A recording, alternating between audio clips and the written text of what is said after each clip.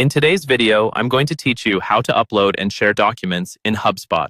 By the end of this walkthrough, you'll feel confident adding your files into Hubspot so you can share them with your contacts quickly and track engagement. First, make sure you're logged into your Hubspot account and you're on the main dashboard. From here, we're going to head over to the Documents section.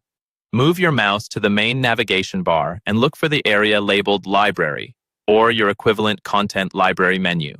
Within that, click on Documents. This is the central place where all the files you've uploaded into Hubspot will live, so you can access and manage them later. Once you're in the Documents area, look towards the top right corner of the screen. You should see a button that says Upload Documents. Go ahead and click that. This is what opens the file picker, where you'll choose exactly what you want to add into Hubspot. When the file picker opens, you'll have a couple of options. You can upload something directly from your computer, or you can connect to a cloud storage provider like Google Drive, Dropbox, or Box, depending on what's available in your setup. If your document is already saved on your computer, choose the file from your local folders. If it's stored in the cloud, select the appropriate provider and then browse to the correct folder there. Take a moment to double-check that you're choosing the right version of your document.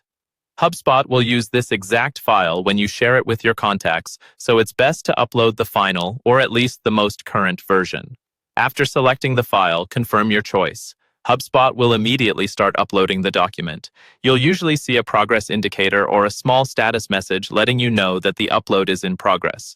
While it's uploading, try not to close the browser tab or navigate away from the page, as that can interrupt the process, especially for larger files. Wait for the upload to fully complete. Once it's done, the document will appear in your documents list.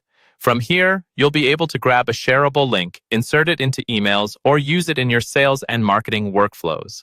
At this point, your document is successfully stored in Hubspot and ready to share with your audience whenever you need it.